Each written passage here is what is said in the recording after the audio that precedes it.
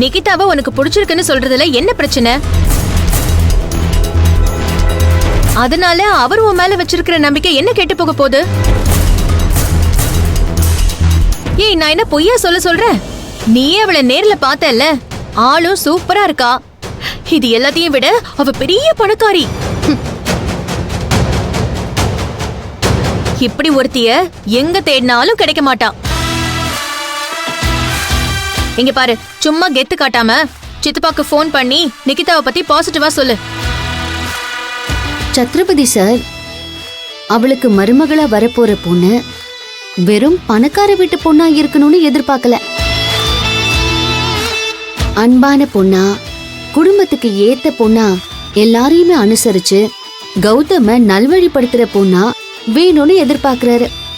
சரி, அப்படியே இருக்கட்டும். இங்க பாரு, நிகிதாவும் அப்படிப்பட்ட பொண்ணு தானே. அவகிட்ட அப்படி என்ன நீ குறைய கண்டுபிடிச்ச? எனக்கு என்னமோ அவளுடைய ஆக்டிவிட்டிஸ் எதுவுமே பிடிக்கல.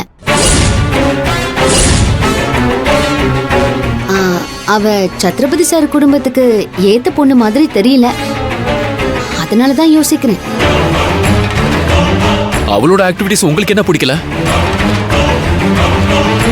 வீட்டுக்கு வந்து நீங்க சமைச்ச சாப்பாடுலாம் சாப்பிட்டுட்டு நல்லா இருக்குன்னு சொல்லிட்டு தானே போனா.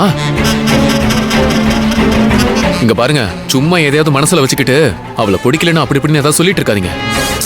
இங்க பாருங்க கௌதம், சத்ரபதி சாருக்காக தான் நான் இதெல்லாம் பண்றேன்.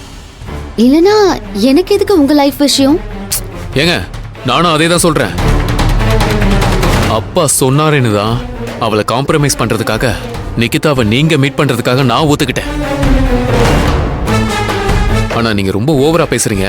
உங்களுக்கு பிடிச்சா என்ன, பிடிக்கலன்னா எனக்கு என்ன? வாழ போறவன் நான், எனக்கு பிடிச்சிருக்கு, அவ்வளவுதான்.